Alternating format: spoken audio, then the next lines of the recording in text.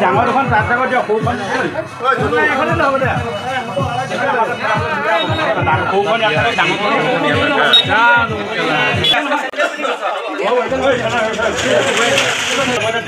খলিতা লগাই লগাই দেখোন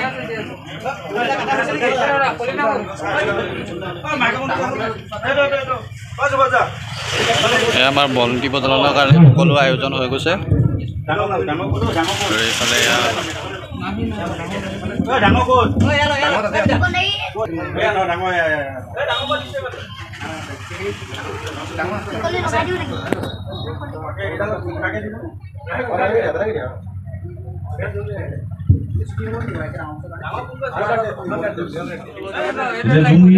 জুবিন গাৰ্গ আমাৰ মাজত নাই, আমাৰ হৃদয়ে হৃদয়ে সকলোৰে অন্তৰত বাজি আছে জুবিনৰ গীত। সেই জুবিন দা আমাৰ মাজৰ পৰা হেৰাই গ'ল, সেই কথাষাৰ আমি কল্পনাও কৰিব নোৱাৰিলো। কিন্তু নিয়তিৰ এনে পৰীক্ষা পুনৰ ছিংগাপুৰত গৈ তেখেতে পাৰ্থিৱৰ শৰীৰ তাকে এৰিবলগীয়া হ'ল। এনেকুৱা এটা দুৰ্ভাগ্যজনক ঘটনা আমাৰ বৰিগাঁওবাসী ৰাইজে তথা অঞ্চলৰ ৰাইজে গোটেই অসমবাসী ৰাইজে সহজভাৱে ল'ব পৰা নাই। যি কি নহওক, আজিৰ এই দুখৰ সময়ত তেখেতৰ বিদেশী আত্মাৰ সদ্গতিৰ কামনাৰ বাবে আমি আজি তেখেতৰ হৈ শ্ৰদ্ধাঞ্জলি জনাওঁ। আহক ৰাইজ, অনুষ্ঠানটি যাতে সাফল্যমণ্ডিত হয় তাৰ বাবে আমি এই গীতৰ স্ৰষ্টা জুবিন গাৰ্গ আমাৰ মাজত নাই, সমদল যাত্ৰা কৰিছে। তেওঁক তুমি আকৌ উভতাই আনা হে প্ৰভু। এইখিনিতে সোমেশ্বৰ দেৱক দুআষাৰ ক'বলৈ অনুৰোধ জনাইছো।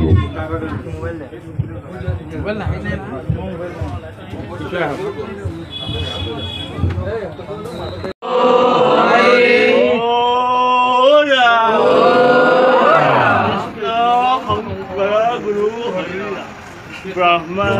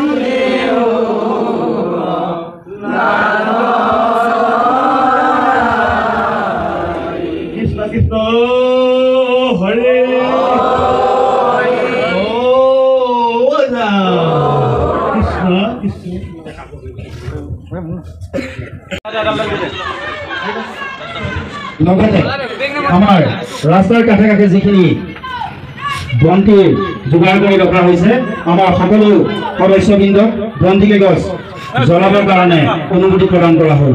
ধন্যবাদ। শিল্পীগৰাকীক অতি শ্ৰদ্ধাঞ্জলি জনাই অকণমান গীত আগবঢ়াব বিচাৰিছোঁ।